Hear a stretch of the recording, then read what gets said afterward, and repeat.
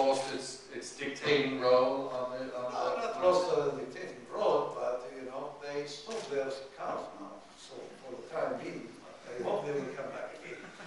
But clearly the majority of your production from the Gulf is going to Asia.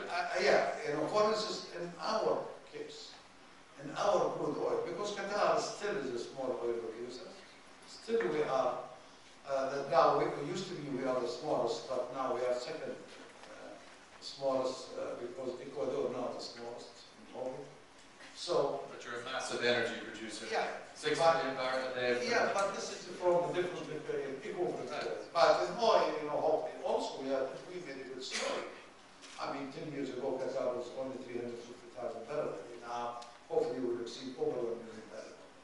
But yes, I agree with you. In India and then China, China first and then India, they changed the whole map. Because at that time, you know, go back in the 80s and the 90s, you will never see India, China and India in the map. They are very classical agriculture countries, very slow, they are not in the industrialized zone, and still, you know, they are children. But from the, you know, late 90s, we see a new start coming. China and India, they consist of 1/3 of the whole world population. And China, you know, now they're becoming the second, you know, largest economic country in the world after the US. Can OPEC, and the Gulf states obviously at the cornerstone of OPEC, meet that rising demand time? Yes, we can. You know, show that still the Gulf area controls 60%, and this is the Gulf including Iran and Iraq. 60% or more, and then the world's oil reserves. So, and you know, still, you know, there are a lot of potential in the Gulf to produce more oil and to export more oil and easy oil still. You nearly tripled your production in 15 years? Yes, more less than 15 years. Can that trend continue? Oh, we hope so. We have a lot of activities now, exploration activities. Many blocks now we either QB directly or either QB associated with the IOC or all NOC too from all, you know, as when you see Chinese coming here. And I will just ask, you know, the question, you know, the Chinese is becoming a more, strong musicians. They want to create their own musicians, not only as an off-taker, but also they are now coming out, you know, all their oil companies now coming to the whole world. On that point, Your Excellency, is it easier for the chairman of Reliance or the chairman of Sinopec to get a meeting with you than these days for the chairman of Shell? Yes. One word answer. No, let's go on to the floor. Can I just say, the trick with the mics is that everyone, please make sure your mics are off. Only one mic can work at a time. So whoever's going to ask the question gets to put their mic on. And everybody else, please make sure the red light's not on, otherwise they won't. Back of the room, please, if you just introduce yourself, turn your mic on.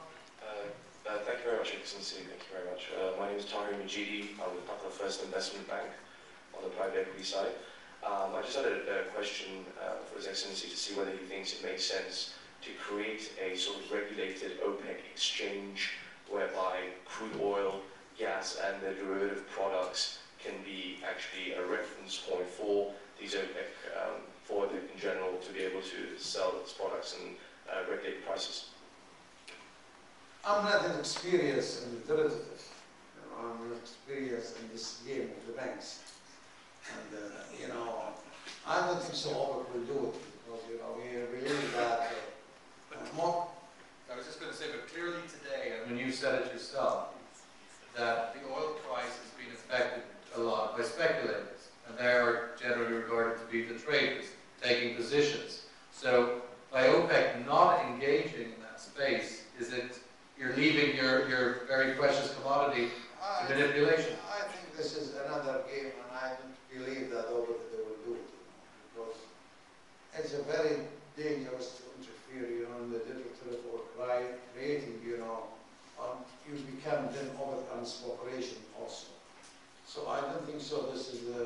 I don't believe that OPEC will do it or think never do it. Well, I think just to clarify the question, if I may, I think the idea is to create an exchange, not so much derivatives as financial instruments, Yeah, but an exchange. I understand what I was saying. You know, even the Russians they try to create an exchange, you know, on energy systems, especially in St. Petersburg, but they didn't work. You know, they try to market it to OPEC, and OPEC rejected because it's a very, first of all, you know, we have to be more pragmatic. I mean, the Russians, I remember, they gave a full presentation to OPEC, you know, about creating, you know, the exchange in St. Petersburg, and the OPEC, they didn't, you know, I mean, they believe that this is not their business. They believe this is, they will take them from their core business. And you know, they remember everyone what happened with them when it started in the electronic exchange and the hedging and what happened.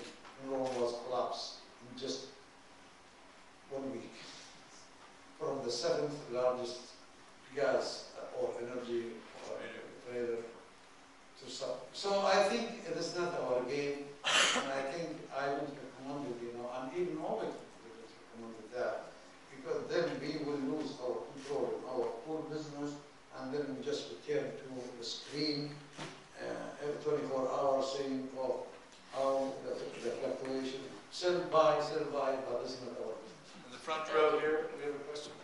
Hello, Your Excellency. My name is John Roper. As President of the Gas Exporting Countries Forum, will you use history, your history and knowledge of OPEC to define the relationship of gas producers in the future? Is it ever likely that there will be a gas quota system as you currently have in OPEC? Oh, we've been asked many times this question, and we have to be more pragmatic sometimes.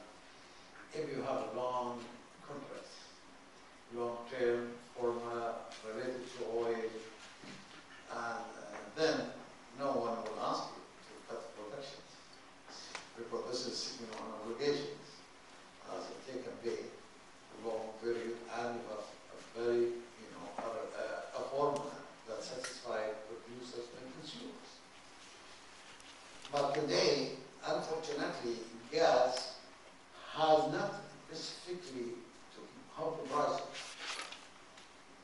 In some market is a paraffinic oil, some market is a liquid market, some market is, you know, in a way with different, formula, mixed formula. But this is, you know, what I always say, that this is unfair, you know, that to see gas is not, you know, treated fairly. Gas is the first choice, is the cleanest, energy. The world needs gas. Gas is not competing the others. Gas competing as coal, fuel, diesel, and naphtha and other. But you have to very, fairly in how you are pricing gas and to see a fair price. When we ask, to treat gas as a pipe with oil, what is wrong with it? There is nothing wrong, because when you replace gas, you replace it in the alternative of the other products. And the other products they are related to oil. So we are not asking premium, where we should